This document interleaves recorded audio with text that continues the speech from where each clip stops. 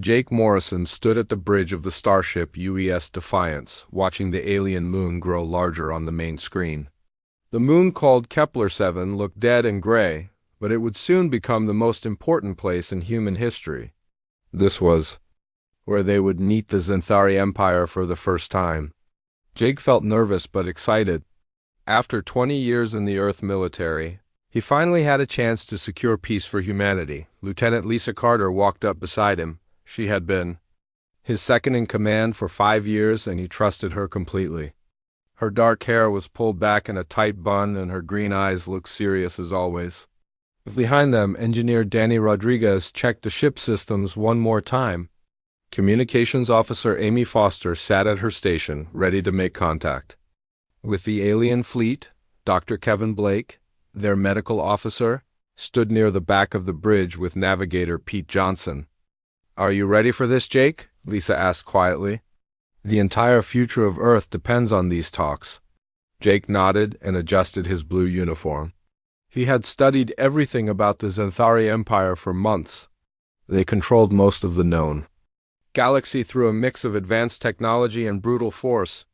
12 different alien species followed their rule, some willing and others forced.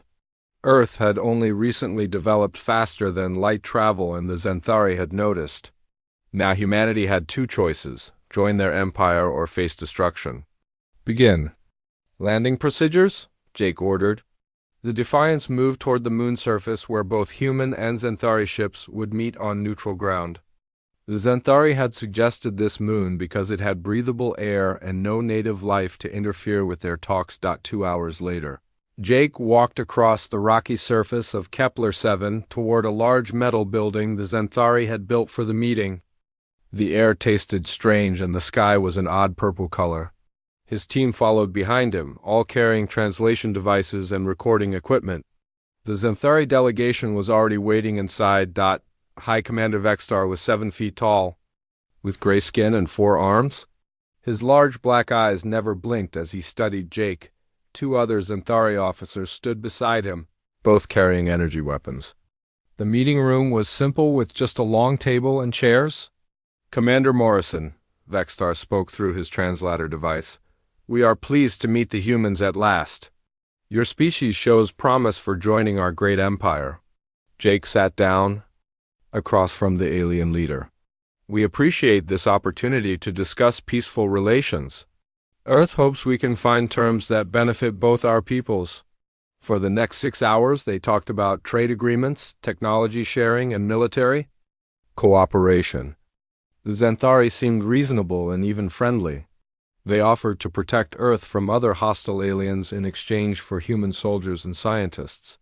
Jake began to feel hopeful that they could avoid a war. During a break, Jake stepped outside with his team. The purple sky had grown darker and strange plants glowed softly in the distance. "What do you think?" he asked Lisa. "They seem genuine," she replied. "But I worry about the military service requirement. They want too many of our people." "Amy," Foster nodded. "The translation software shows they are hiding something in their speech patterns. Some words do not translate properly." Jake frowned. Something felt wrong, but he could not identify what. They went back inside to continue the negotiations. Vextar offered Earth advanced medical technology and defensive weapons if they agreed to provide 50,000 soldiers immediately. "That is too many people," Jake said firmly. "We can offer 5,000 to start." Vextar stood up suddenly. His black eyes focused on Jake with an intensity that made everyone uncomfortable. "Commander Morrison, there is one more matter we must discuss. 7 years ago, one of our scout ships was destroyed near the Tau Ceti system. Our records show your ship was responsible for this attack." Jake felt his blood turn cold. He remembered that battle clearly. A small alien vessel had attacked a human colony ship without warning. Jake had been forced to destroy it to save 300 civilians. That ship fired first on innocent people. I defended my own species. Nevertheless, you killed Xanthari citizens. This crime must be answered for. Lisa suddenly spoke up. "High Commander, Earth's government has already agreed to handle this matter. Commander Morrison will face justice according to our previous arrangement. Jake spun around to stare. At Lisa, what arrangement? What are you talking about? Lisa's face had changed completely. The friendly expression was gone, replaced by something cold and distant. I am sorry, Jake. The Earth Council made this decision weeks ago. Your sacrifice will secure peace for all humanity. Danny Rodriguez and the others moved away from Jake, forming a circle around him. Amy Foster pulled out a small device that hummed with energy. Dr. Kevin Blake looked sad but determined. Pete Johnson would not meet Jake's eyes. You planned this from the beginning, Jake said, his voice filled with shock and anger. You brought me here to trade me for a peace treaty. The needs of billions outweigh the needs of one man, Lisa replied. You always taught us that good commanders make hard choices. This is mine. Amy activated the device in her hands. Jake felt his muscles lock up as neural disruptors flooded his system. He collapsed to the floor, unable to move or speak. The paralysis would last for hours. Vexstar looked down at Jake with satisfaction. Your sacrifice is noted, human. However, we find you unworthy of imprisonment. You will remain here on this moon to consider your crimes against the Empire. Lisa and the others walked out without looking back. Through the windows, Jake watched the Defiance launch into space, carrying his former friends to safety. The Zenthari ships also departed, leaving him alone on the dead moon. As the neural disruptor effects wore off slowly, Jake lay on the cold floor and realized the terrible truth. He had been abandoned by everyone he trusted, left to die on an alien world as the price for Earth's survival. Jake woke up 3 days later with his entire body screaming in pain. The neural disruptor had worn off but left him weak and confused. The meeting room was now empty and silent. Through the windows he could see the purple sky had turned darker, almost black. Strange winds howled outside. Carrying the smell of sulfur and metal, he dragged himself to his feet and checked his equipment. His communication device was dead, destroyed by some kind of signal. His water supply would last maybe 2 days. The emergency food packs might give him a week if he was careful. After that, he would have to find a way to survive on this hostile moon or die trying. Jake stumbled outside into the toxic air. The atmosphere was breathable, but it burned his lungs and made his eyes water. The gravity was lighter than Earth, making each step feel strange and bouncing. In the distance, he could see mountains of black rock and valleys filled with glowing mist. There had to be water somewhere, and maybe shelter. Walking became easier as his body adjusted to the gravity. The burning in his lungs slowly faded as he breathed the alien air. Something was happening to him, some kind of adaptation that should not be possible. Humans were not designed to survive in environments like this, yet his body seemed to be changing to meet the challenge. After walking for hours, Jake found the remains of an old mining operation. Huge machines sat rusted and broken across several acres of torn ground. Most were too damaged to be useful, but he managed to find sheets of metal and some basic tools. Working through the night, he built a simple shelter against a large boulder. It was not comfortable, but it would protect him from the worst of the wind. The next morning brought new problems. His water was running low, and he had found no source of fresh liquid anywhere. The glowing mist in the valleys might contain moisture, but it could also be poisonous. Jake decided to explore the mountains instead, hoping to find ice or underground springs. The climb was difficult, but his body felt stronger than it should. His muscles did not tire as quickly and his reflexes seemed faster. The strange radiation from the purple sky was changing him in ways he did not understand. After several hours of climbing, he discovered something that made him forget about water completely. Hidden in a narrow canyon was an entrance to underground caves. The opening was perfectly round and lined with a metallic substance that glowed softly in the dim light. This was not natural rock formation. Someone or something had built this tunnel system long ago. Jake entered the caves carefully, using a piece of glowing metal as a torch. The tunnels went deep into the moon, branching in all directions like a vast underground city. The walls were covered with symbols and patterns that hurt his eyes to look at directly.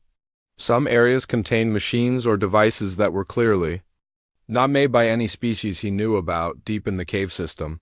Jake found a large chamber with a pool of clear water in the center. The liquid tasted clean and pure when he tested it carefully. Around the pool, more machines hummed quietly with energy, apparently still functioning after unknown ages. At the far end of the chamber, something that looked like a computer terminal glowed with soft blue light. As Jake approached the terminal, it suddenly activated. Symbols flashed across its surface in patterns that seemed almost familiar. Then, without warning, a voice spoke directly into his mind. "Welcome, Inheritor.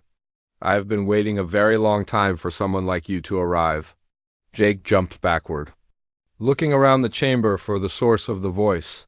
"Who is speaking? Show yourself." "I am Cypher, the last remaining consciousness of the architect civilization. What you call this moon was once our greatest weapon, disguised as a celestial body to hide from our enemies." Jake stared at the terminal as more symbols flashed across its surface. "Architects? I have never heard of your people. That is because the Xanthari Empire destroyed all records of our existence when they committed genocide against us. They stole our technology and claimed it as their own, but they never understood its true power." The voice in Jake's head carried deep sadness and ancient anger. "For millions of years, we ruled this galaxy with wisdom and justice.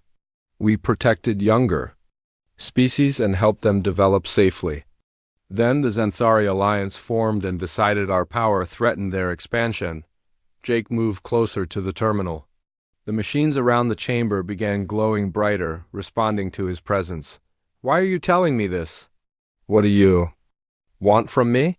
"The radiation from our technology has changed your cellular structure. You are becoming compatible with our biomechanical systems in ways that should be impossible for your species. This is why I can speak to you directly." Jake looked at his hands. The skin seemed slightly different, more resilient and flexible.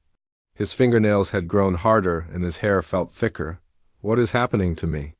"You are evolving, becoming something between human and architect. This transformation will allow you to operate our weapons and access our knowledge banks. The question is whether you have the will to use this power against those who wronged you." The chamber around Jake began changing as Cypher spoke. Walls slid apart to reveal vast spaces filled with dormant machinery. Lights activated in sequence, showing corridors that stretched beyond sight. The entire moon was apparently hollow, containing technology that defied understanding. "The Xanthari left you here to die," Cypher continued. "But they have unknowingly given you access to the most powerful weapons in the galaxy. This moon can move through space, phase between dimensions, and destroy entire star systems if properly commanded." Jake felt overwhelmed by the scope of what he was learning. "Even if I could control this technology, I'm just one man. The Xanthari Empire has billions of soldiers and thousands of ships. Numbers mean nothing when you possess absolute technological superiority. Our constructs can build armies in days. Our weapons can strike across interstellar distances. Our defenses can withstand any attack they might mount against you."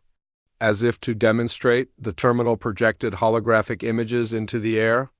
Jake saw vast factories deep in the moon's core, capable of creating ships and weapons automatically.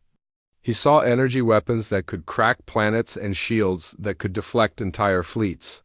Most importantly, he saw detailed information about every Xanthari world and military installation. "Why would you help me?" Jake asked. "What do you gain from this?" "Revenge," Cypher replied simply. "The Xanthari destroyed my people and stole our legacy. Through you, the architects can finally strike back at those who committed genocide against us. Your personal desire for justice aligns perfectly with our ancient need for vengeance." Jake walked around the chamber, touching various machines that responded to his presence with gentle vibrations.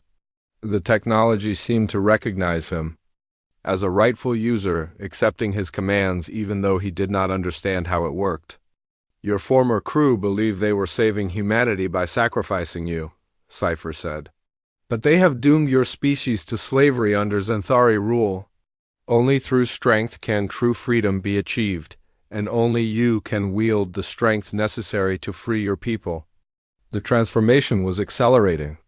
Jake could feel new knowledge flowing into his mind, technical information about architect systems and weapons. His body was changing too, becoming stronger and more resilient with each passing hour. Soon, he would be something more than human, capable of commanding technology that could reshape the galaxy. "The choice is yours, Jake Morrison," Cypher said. "Accept your new nature and take revenge on those who betrayed you, or die alone on this moon as they intended. But know that if you choose the path of vengeance, there will be no turning back. You will become something your own kind might fear as much as the Xanthari do."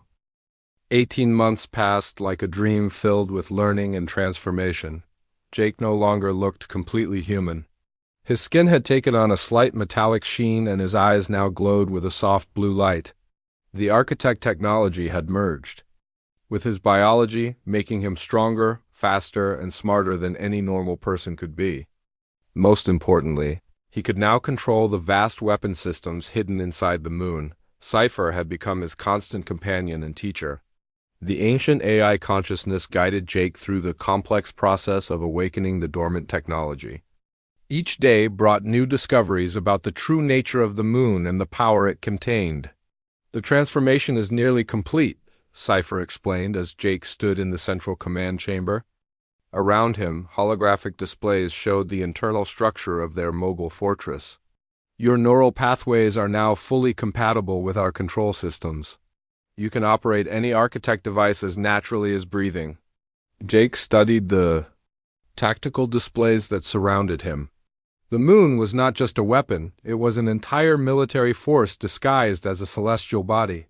Deep in its core were manufacturing centers that could build ships, weapons, and soldiers automatically. The biofabrication technology could create an army of constructs in a matter of days, each one programmed with millions of years of tactical knowledge. "Show me the intelligence files on the Xanthari Empire," Jake commanded. The air around him filled with detailed information about their enemies. 12 different alien species made up the Empire, held together by fear and the threat of their stolen superweapons. But Cypher revealed that their alliance was much more fragile than it appeared. "The Xanthari themselves are actually a minority within their own empire," the AI explained. "They maintain control through superior technology and brutal enforcement. Most of their member species joined only to avoid extinction." Jake examined the psychological profiles of the various alien leaders. Many of them secretly resented Xanthari rule but lacked the military power to rebel. If he could demonstrate that the Empire was vulnerable, some of these species might switch sides or at least remain neutral. "What about their superweapons?" Jake asked. "The ones they use to keep everyone in line?" Cypher displayed images of massive space stations and planet-killing battleships. "Old stolen architect technology, modified and misunderstood. They use our weapons like primitive clubs, unaware of their true capabilities. We designed safeguards that they never discovered." The AI showed Jake how to access hidden command codes built into every piece of architect technology. Even after millions of years, these backdoors still functioned. Jake could potentially disable or even turn their own weapons against them. But the most shocking revelation came when Cypher showed him classified Xanthari files about human experimentation. After Jake's abandonment, the Empire had captured several human colonies and used the people as test subjects. They were trying to understand how humans could potentially interface with architect technology. "They know," Jake said, his voice filled with cold anger. "They know that humans have some kind of compatibility with your systems. Indeed, your species appears to have genetic markers similar to the architects, though we are not certain why. This makes humans extremely valuable to the Xanthari, but also extremely dangerous to their continued rule." Jake watched video files of humans being tortured and experimented on in Xanthari laboratories. Men, women, and children from Earth colonies were being used to test various pieces of stolen technology. The scientists wanted to understand how to create human-machine interfaces that could control architect weapons. "Where are these facilities?" Jake asked through gritted teeth. "I have located 47 prison worlds where humans are being held." The largest is called Blackstone, containing over 50,000 of your people. It also houses the primary research laboratory where the most brutal experiments take place. Jake spent hours studying the intelligence files on Blackstone. The prison world was heavily defended but not impossible to assault, especially with architect technology. More importantly, freeing the humans there would send a clear message to the entire galaxy that the Xanthari Empire was not as invincible as they claimed. I want to begin construction of the Construct Army, Jake decided. How long will it take to build a force capable of attacking Blackstone? The biofabrication systems can create 10,000 combat units in 72 hours, Cypher replied. However, I recommend starting with a smaller force for your first operation. Stealth and precision will be more effective than overwhelming. Numbers. Jake nodded and activated the manufacturing systems. Deep in the moon's core, ancient machines came to life for the first time in millions of years. Raw materials were harvested from asteroids and processed into the basic components needed for construct soldiers. Each unit would be roughly humanoid, but far stronger and faster than any biological being. As the construction process began, Jake continued studying Xanthari military tactics and technology. He learned about their command structure, their communication systems, and their standard patrol patterns. Most importantly, he discovered that they had grown complacent after millions of years of unchallenged rule. They do not expect any serious resistance, Cypher observed. Their security protocols are designed to prevent rebellion by primitive species, not assault by someone wielding true architect power. Jake also learned about his former crew and their current activities. Lisa Carter had been promoted and now commanded a small fleet of human ships working for the Xanthari.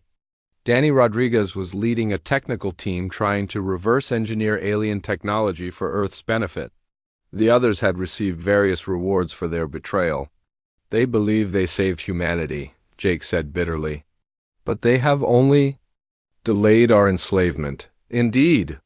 The Xanthari plan to use humanity as a test species for perfecting human-architect interfaces. Once they succeed, they will have access to our most powerful weapons. Your people will then be eliminated as a security risk. This revelation made Jake's decision easier. He was not just seeking personal revenge anymore. He was fighting to prevent the extinction of his entire species. The Construct Army would be the instrument of that fight, but he would be its guiding intelligence. On the third day, the first batch of constructs was complete. Jake watched them emerge from the biofabrication chambers, each one 7 feet tall and covered in adaptive armor. Their faces were blank and expressionless, but their eyes glowed with the same blue light as his own. They moved with perfect coordination and responded to his mental commands instantly. Each construct contains tactical knowledge equivalent to 1,000 experienced soldiers, Cypher explained. They are fearless, tireless, and absolutely loyal to your commands. They can operate in any environment and adapt their weapons to match any threat. Jake tested the constructs through various combat scenarios using holographic simulations. They performed flawlessly, demonstrating abilities that surpassed even the best human special forces. When equipped with architect weapons, they became nearly unstoppable. Begin Phase 2 of construction, Jake ordered. I want ships capable of transporting the constructs and providing orbital support during ground operations. More manufacturing systems activated, beginning work on a small fleet of assault vessels. These ships would be smaller than traditional battleships but far more advanced. They could phase between dimensions to avoid detection and strike without warning from impossible angles. As Jake prepared for his first attack, Cypher made one final revelation. There is something else you should know about the Xanthari Empire. They did not just steal our technology and commit genocide against my people. They have been systematically hunting down any species that shows potential for operating architect systems. What do you mean? Over the past million years, they have destroyed 47 different civilizations that possessed genetic markers similar to yours. Each time, they claimed these species posed a threat to galactic peace. In reality, they were eliminating potential rivals for architect technology. Jake stared at the holographic displays showing the locations of dead worlds, entire civilizations. Wiped out to protect Xanthori power. How many billions died? Conservative estimates suggest over 2 trillion sentient beings have been murdered to maintain their empire. Your species is simply the latest target in an ancient pattern of genocide. The weight of this knowledge settled on Jake's shoulders. He was no longer just fighting for revenge or even for humanity's freedom. He had become the instrument of justice. For countless dead civilizations, the final chance to end a cycle of genocide that had lasted for millions of years. "Then we will end them," Jake said with quiet determination. "All of them." Jake stood in the command center of his mobile fortress, watching the holographic display of the Blackstone system. The prison world hung in space like a dead gray sphere, surrounded by defensive stations and patrol ships. According to ciphers, intelligence, over 50,000 humans were trapped on that world, suffering in Xanthari experimentation facilities. Final systems check complete," Cipher reported. "All construct units are ready for deployment. Ship fabrication is finished, and the assault fleet is prepared for launch."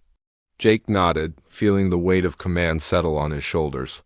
This would be his first real test, the moment when he discovered whether architect technology could truly challenge the Xanthari Empire. More importantly, it would announce to the galaxy that their reign of terror had a new enemy. "Begin phase transition," Jake commanded. "Take us to the edge of the Blackstone system." The moon fortress shimmered and disappeared from normal space, sliding between dimensions like a ghost. Through the phase-shifting technology, they could travel across interstellar distances in minutes rather than months. When they emerged near Blackstone, the Xanthari sensors would not detect them until Jake wanted to be found. "Phase transition complete," Cipher announced. "We are now positioned 3 light minutes from the target world. Xanthari patrol schedules indicate a vulnerability window in 47 minutes. Jake studied the tactical information flowing across his displays. The prison world was defended by 2 orbital battle stations and a fleet of 30 ships. Under normal circumstances, these defenses would be more than adequate to repel any attack. But Jake was not planning a normal assault. "Launch the infiltration." "Constructs," he ordered. "Begin with stealth reconnaissance of the primary research facility." 5 small ships departed from hidden bays in the moon's surface, each one carrying a team of specialized constructs designed for covert operations. These units could phase partially out of normal space, making them nearly invisible to conventional sensors. Their mission was to locate and secure the human prisoners before the main assault began. While the infiltration teams worked, Jake prepared his main force. 200 combat constructs stood ready in the deployment bays, each one armed with weapons that could cut through any known armor. Supporting them were 20 assault ships equipped with architect shield technology and reality-disrupting weapons. "Infiltration teams have reached the surface," Cipher reported. "They have located the primary prison complex and identified guard positions. Human life signs are confirmed in multiple locations throughout the facility." Jake watched through the sensors of his advanced teams as they moved through the Xanthari installation. The aliens had built their research facility like a fortress, with multiple layers of security and automated defense systems. But none of their precautions were designed to stop enemies who could phase through solid matter. "Begin the rescue operation," Jake commanded. "Priority is saving human lives, not destroying enemy infrastructure." The infiltration constructs moved through the facility like ghosts, appearing suddenly to disable guards and then vanishing before alarms could be raised. They used neural disruptors to knock out Xanthari personnel without killing them, focusing on creating confusion rather than casualties. In the detention blocks, the constructs found scenes that filled Jake with rage. Humans were kept in tiny cells, many of them showing signs of surgical modification and technological implantation. The Xanthari had been using them as living test subjects, trying to understand how human biology could interface with architect systems. "Status report," Jake demanded, watching the rescue operation through multiple camera feeds. We have secured 14 detention blocks containing approximately 8,000 human prisoners, Cypher replied. However, the main research laboratory contains another 40,000 people in various states of experimentation. Those facilities are more heavily defended. Jake made his decision quickly. Begin the main assault. All units, engage and destroy any resistance, but protect human life at all costs. The moon fortress shimmered back into normal space directly above the prison world, appearing without warning in the middle of the Xanthari defensive formation. Alarms began screaming across the system as the aliens realized they were under attack by something impossible.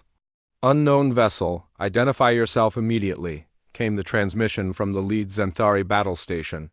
You are in violation of Imperial space.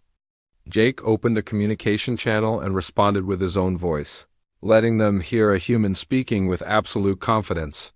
This is Commander Jake Morrison of Earth, the man you left to die on Kepler 7. I have come to collect what you stole from my people. The response was immediate panic as the Xanthari forces tried to comprehend what they were facing. The battle stations opened fire with their most powerful weapons, sending streams of energy that should have vaporized any ship. Instead, the attacks passed harmlessly through the moon's phase-shifted hull, having no more effect than shooting at shadows. Impossible, the Xanthari commander transmitted. No one possesses technology capable of dimensional phasing. You stole this technology from the architects, Jake replied coldly. But you never understood how to use it properly. Allow me to demonstrate. Jake activated the moon's primary weapon system for the first time. Deep in the fortress core, ancient mechanisms came to life with a sound like reality tearing apart. A beam of pure, destructive energy lanced out from the moon's surface, striking the nearest battle station and simply erasing it from existence. Where a massive space fortress had been, there was now only empty space. The remaining Xanthari forces opened fire desperately, but their weapons could not touch the phase-shifted fortress. Meanwhile, Jake's assault ships emerged from hidden bays and began their own attack. The smaller vessels could phase in and out of normal space, appearing suddenly to destroy enemy ships before vanishing again. All patrol vessels are eliminated, Cypher reported. The remaining battle station is requesting reinforcement from the inner system. Jam their communications, Jake ordered. I want them isolated and afraid. On the planet's surface, his main force of constructs had begun their assault on the research facilities. The artificial soldiers moved with mechanical precision, using architect weapons to cut through walls and disable security systems. They coordinated their attack perfectly, hitting multiple targets simultaneously. To prevent the defenders from mounting an effective response, Jake watched the tactical displays as his forces swept through the facility. The Xanthari guards were completely outmatched, their conventional weapons useless against construct armor and shielding. Many of them surrendered immediately when they realized resistance was hopeless. We have breached the main laboratory, one of his construct commanders reported through the neural link. Human prisoners are secured, but the facility contains disturbing evidence of experimental procedures. Jake ordered the constructs to document everything they found while continuing the rescue operation. The evidence would be useful for convincing other species that the Xanthari Empire was built on systematic cruelty and oppression. Within 6 hours, the assault was complete. Every human prisoner had been rescued and transported to medical facilities aboard the moon fortress. The Xanthari installation was completely destroyed, its research data captured and its personnel either killed in the fighting or taken prisoner for interrogation, but the most important result was psychological. News of the attack spread rapidly through Xanthari communication networks, carrying reports of an impossible enemy wielding unknown technology. High Command was forced to acknowledge that someone had attacked and destroyed one of their most secure facilities without suffering any losses. Transmission incoming from the UES Defiance, Cypher announced. It appears your former crew has been ordered to investigate the Blackstone incident. Jake felt a cold smile cross his face. Lisa Carter and the others were coming to hunt down the mysterious enemy, not knowing they were pursuing the man they had betrayed. It would be interesting to see their reaction when they learn the truth. Monitor their approach but do not engage, Jake ordered. Let them investigate the ruins and report back to their Xanthari masters. I want them to understand exactly what they have unleashed. The rescued humans were in bad condition but alive. Jake's medical constructs worked to treat their injuries and remove the technological implants the Xanthari had forced on them. Many of the prisoners were from colonies that had been captured after Jake's abandonment, people who had suffered because of his crew's decision to sacrifice him for peace. Commander Morrison, one of the rescued colonists, said when he was strong enough to speak. We heard rumors that someone was fighting the Xanthari, but we never believed it was possible. How did you survive Kepler-7? I had help from an old friend, Jake replied, looking at the architect technology that surrounded them. And I learned that sometimes the only way to achieve peace is through superior firepower. As the Moon Fortress prepared to depart the Blackstone system, Jake sent one final transmission to the approaching Earthships. Lisa Carter, this is your former commander speaking from the grave you left me in. Tell your Xanthari masters that Jake Morrison has returned and he is no longer the man who believed in peaceful solutions. The Xanthari Empire mobilized with the fury of a disturbed nest. Within days of the Blackstone attack, thousands of ships spread across the galaxy in the largest military operation in their history. High Commander Vextar himself took command of the hunt, determined to find and destroy whoever dared challenge Imperial authority. Jake watched their response from the safety of phase space, where his moon fortress drifted between dimensions like a predator stalking its prey. The Xanthari were moving exactly as Cypher had predicted, their arrogance making them predictable even in desperation. Their search pattern shows classical military thinking, the ancient AI observed as tactical displays updated around Jake. They assume their enemy operates like a conventional fleet, requiring bases and supply lines. They cannot comprehend an opponent who carries his entire military force within a single mobile fortress.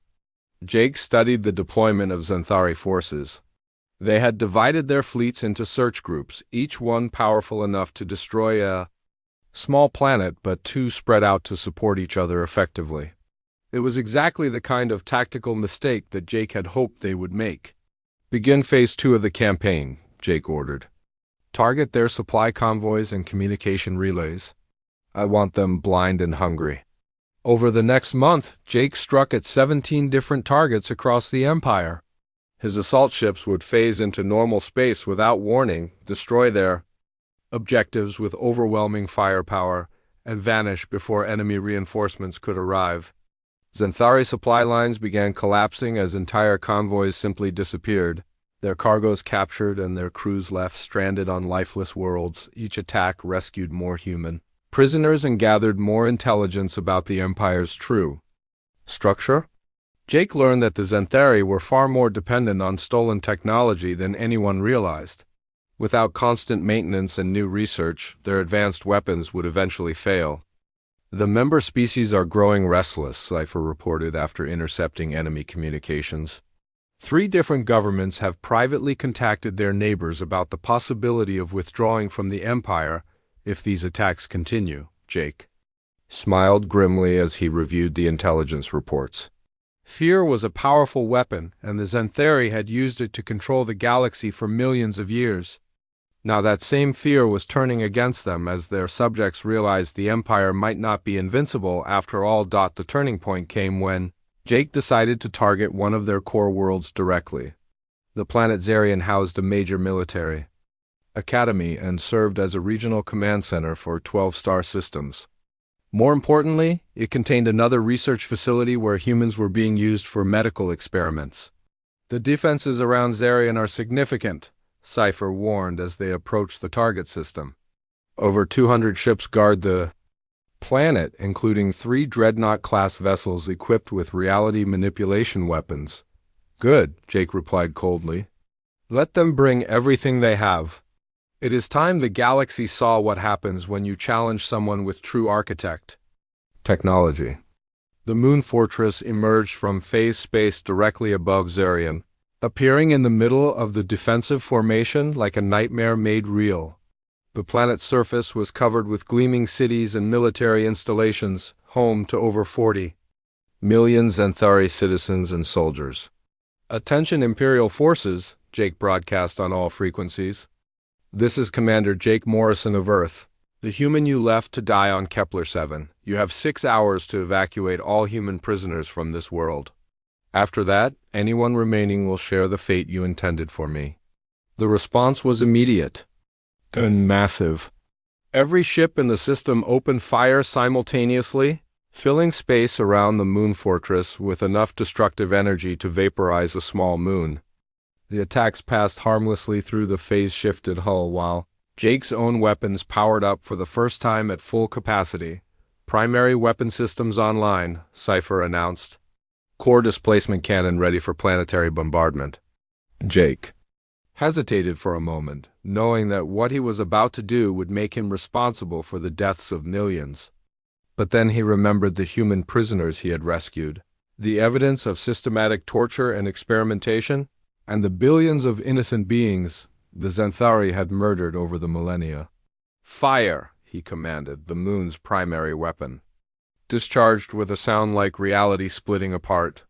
A column of pure destructive force lanced down from orbit, striking the planet's surface with the power of a collapsing star. Where it hit, matter simply ceased to exist, creating a perfectly spherical crater that extended all the way to the planetary core. The planet cracked along geological fault lines. As gravitational forces destabilized its structure within minutes, Zariel was breaking apart, its molten core exposed to space as massive chunks of the surface drifted away into the void. 40 million lives ended in moments, erased as completely as Jake had been meant to die on Kepler-7. "Impossible," came panicked transmissions from the surviving Xanthari ships. "No weapon can destroy an entire planet so quickly. Your ancestors stole this technology from the architects," Jake broadcast back, "but they never learned to use it properly. Consider this a lesson in what you have been playing with for the past million years." The surviving Xanthari fleet tried to retreat, but Jake's assault ships were already among them, phasing in and out of normal space to strike at will. Advanced shielding and armor meant nothing against weapons that could disrupt the fundamental forces holding matter together. Within an hour, the entire defensive fleet was destroyed or fleeing in panic. The real psychological impact came from the recordings. Jake made sure that detailed video of the planet's destruction was transmitted across the Imperial communication network. Every world in the Empire saw what had happened to Zarian and understood that their own planets could suffer the same fate. 3.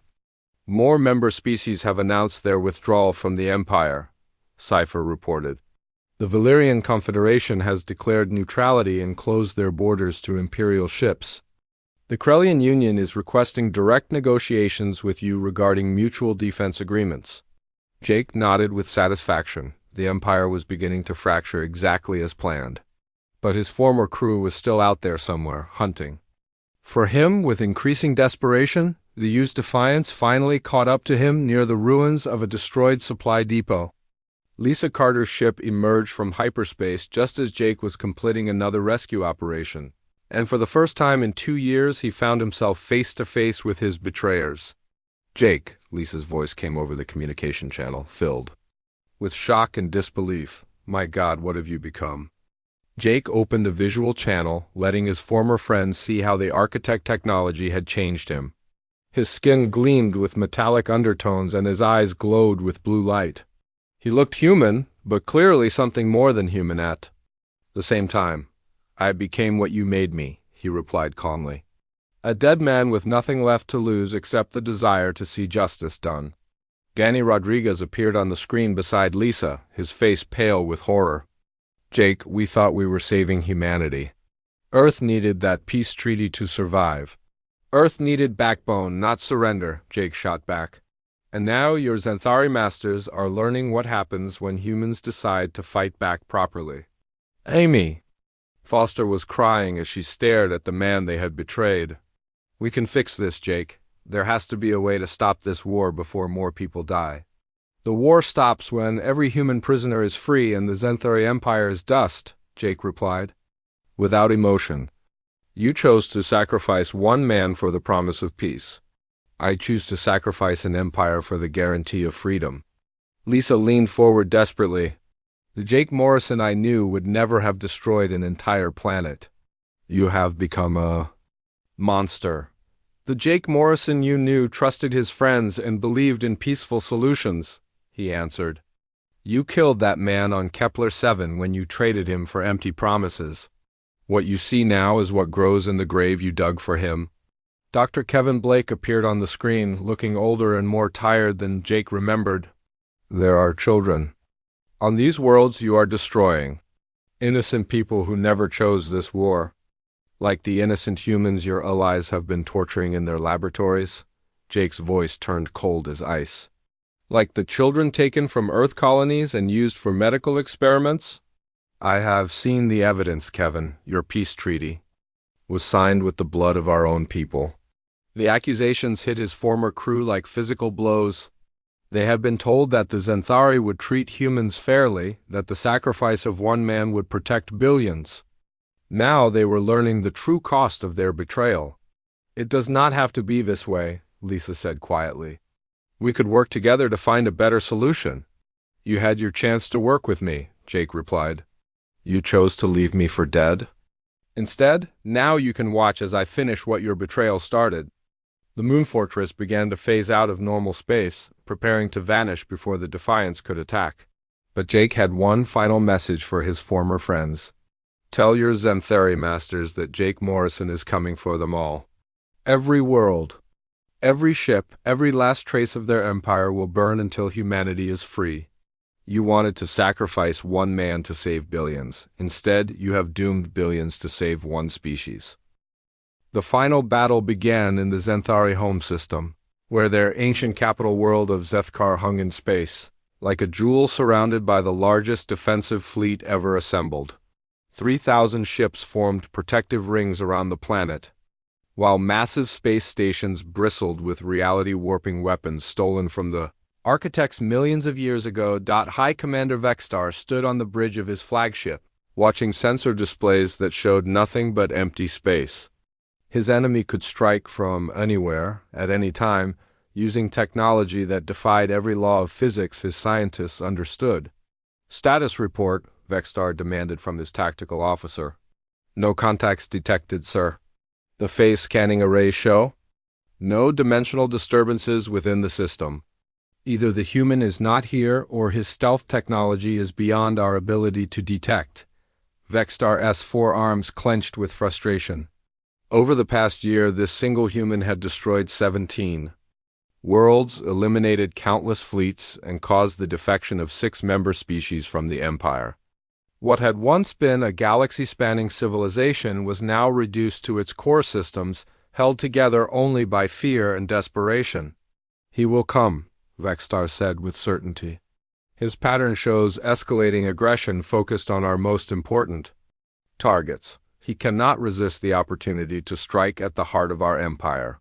Deep in the space between dimensions, Jake Morrison prepared for the final assault. The moon fortress hung in phase space like a weapon waiting to be fired, its massive bulk hidden from normal sensors. Around him, the command center hummed with activity as Cypher coordinated the attack that would end the Zenthari Empire forever. Final preparations complete, the ancient AI reported. All systems show optimal performance. The construct army stands ready for deployment, and our captured ships have been modified with architect technology. Jake studied the tactical displays showing the enemy formations. The Zenthari had learned from their previous defeats, concentrating their remaining forces into a defensive formation that should be impregnable. Unfortunately for them, they were still thinking in terms of conventional warfare. They have activated their most powerful stolen weapons, Cypher observed. Reality displacement cannons, dimensional anchor fields, and temporal disruption matrices. If they understood how to use these properly, they might actually pose a threat. But they do not understand, Jake replied coldly. They have been using architect technology like primitive clubs for 1,000,000 years, never realizing its true potential. Jake had changed dramatically over the past 3 years. The integration with architect technology was now complete, making him something between human and machine. His body was stronger than steel, his mind processed information faster than any computer, and his connection to the moon fortress was so complete that he could feel every system as part of his own body. "Begin the final phase," Jake commanded. "Transmit surrender terms to the Xanthari High Command." The moon fortress emerged from phase space directly above the capital world, appearing without warning in the center of the defensive formation. Alarm screamed across the system as 3,000 ships suddenly found themselves facing an enemy that had materialized from nowhere. "Xanthari Empire?" Jake broadcast on all frequencies, his voice carrying across the home system of their ancient civilization. "This is Commander Jake Morrison of Earth, the human you left to die on Kepler 7. You have 1 hour to surrender unconditionally and release all remaining human prisoners. Refuse, and I will demonstrate why the architects were the true masters of this galaxy." High Commander Vexstar responded immediately, his transmission filled with rage and desperation. "Human, you have destroyed worlds and murdered billions of innocent people. We will never surrender to a terrorist and genocidal monster." "Terrorist?" Jake's laugh was cold and mechanical. "I learned from the best teachers, Vexstar. Your empire has committed genocide against 47 different civilizations over the past 1,000,000 years. Today, that pattern ends. The Xanthari fleet opened fire with everything they had. Thousands of energy weapons discharged simultaneously, filling space around the moon fortress with destructive force equivalent to several stellar explosions. Reality-warping weapons tried to erase the moon from existence, while temporal disruption fields attempted to scatter it across multiple time streams. All of the attacks passed harmlessly through the phase-shifted hull as Jake activated his own weapons for the final time. The moon's surface split open like a flower, revealing massive weapon arrays that had been hidden in its core for millions of years. These were not the crude planet killers he had used before, but the true instruments of architect power. "Dimensional Cascade Generator online," Cypher announced calmly. "Reality Anchor Network activated. Temporal Stabilization Field deployed." Jake felt the weapons charging through his neural connection to the fortress systems. The power building in the moon's core was beyond anything the Xanthari had ever faced, beyond anything they could even comprehend. This was the technology their ancestors had stolen and misused, finally wielded by someone who understood its true purpose. "Fire," Jake commanded with the finality of a judge pronouncing sentence. The moon's primary weapon discharged not as a beam of energy, but as a wave of pure destruction that propagated through multiple dimensions simultaneously. Where it passed, the fundamental forces holding matter together simply ceased to function. Xanthari ships did not explode or burn. They simply stopped existing as their atomic bonds dissolved. The wave expanded outward from the moon fortress like ripples on a pond, erasing everything it touched with mathematical precision. 3,000 ships vanished in moments, followed by the defensive stations, the orbital habitats, and finally the planet itself. Zethkar, home to the Xanthari civilization for over 2,000,000 years, unraveled at the molecular level and dispersed into cosmic dust, but Jake was not finished. The dimensional cascade continued expanding, following hyperspace routes and communication networks to reach every remaining Xanthari world simultaneously. Across their empire, planets simply ceased to exist as the wave of destruction consumed everything the Xanthari had built over the millennia. "Impossible," came a final transmission from a fleeing Xanthari ship. "No weapon can function across interstellar distances." "Yours cannot," Jake replied. "But then, you never understood what you stole from the architects. You used their technology like savages playing with fire, never realizing you were holding the power to reshape reality itself." Within hours it was over. The Xanthari Empire, which had ruled the galaxy for millions of years, had been completely erased from existence. Every world, every ship, every trace of their civilization had been consumed by the dimensional cascade, leaving only empty space where their empire had once stood. The surviving alien species watched in awe and terror as news of the Xanthari destruction spread across the galaxy. Some sent messages of gratitude to Jake, thanking him for ending their oppression. Others sent pleas for mercy, terrified that the human who had destroyed an empire might turn his weapons on them next. Jake stood alone in the command center of his moon fortress, surrounded by displays showing the aftermath of his final victory. The Xanthari were gone, erased as completely as they had tried to erase him on Kepler-7. Justice had been served with the absolute finality that only superior technology could provide.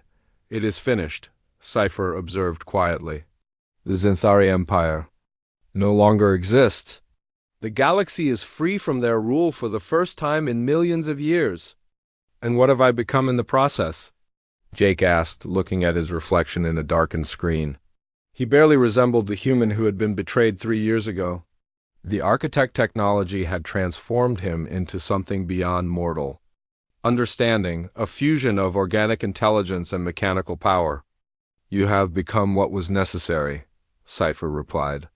"The architects designed this technology to be used by those with the will to make impossible choices. You proved worthy of that trust." A transmission arrived from the UES Defiance, which had been monitoring the battle from a safe distance. Lisa Carter's face appeared on the screen, showing the shock and horror of someone who had witnessed the end of a galactic empire. "Jake," she said quietly, "what have you done?" "You have destroyed an entire civilization." "I have ended a cycle of genocide that lasted for millions of years," Jake replied without emotion. "The Xanthari Empire was built on the systematic murder of innocents. Now they have received the same mercy they showed to the architects and the 47 other species they exterminated." Lisa was crying as she stared at the man she had once called friend. "This is not what we wanted when we made that deal on Kepler-7. We thought we were saving humanity, not unleashing something like this." "You wanted to sacrifice one man to purchase peace for billions," Jake said coldly. "Instead, you forced one man to sacrifice billions to purchase freedom for the galaxy. The difference is that my sacrifice actually accomplished something worthwhile." Danny Rodriguez appeared beside Lisa, his face pale with shock. "The other species are already sending representatives to negotiate with you. They want to know what kind of ruler you intend to be." "I am not a ruler," Jake replied. "I am a guardian. My purpose is to ensure that no empire can ever again threaten the freedom of innocent civilizations."